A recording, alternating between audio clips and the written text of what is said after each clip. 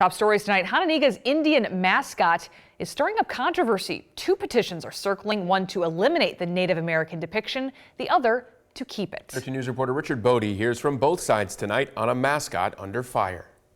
Two petitions on change.org have thousands of signatures in a debate over whether or not to keep Hononegah's mascot. I stand definitely with the camp to keep it. To me, it's not really respectful to them to have teams and mascots based on that. The name hononegah comes from the Native American wife of Rockton's founder.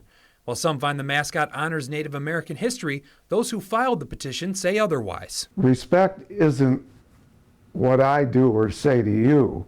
It's how you interpret what I do or say to you. Dick Rundle, a retired professor at Rock Valley College, has been involved in local Native American communities for over 25 years and says the school can honor the culture without using the Indian mascot.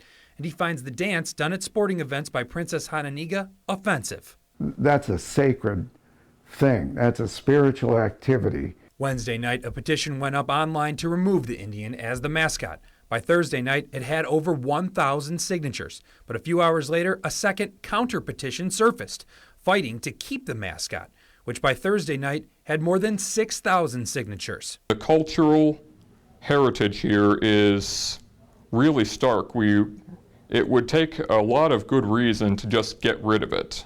Cruz Marquis, who says he has Native American heritage, signed that counter petition. Half my family is Mohawk Indian. No one in my family has ever seen or had any inkling that this was racist. The school's superintendent, Michael Dugan, wouldn't say whether he's for or against the mascot, but argued the school is respectful with its representation. You can see that there's large portions of our building that are actually devoted to Princess Hononegah and to her family. Those traditions, cultures, and history that we have here is really to honor, her service and really the founding of this town.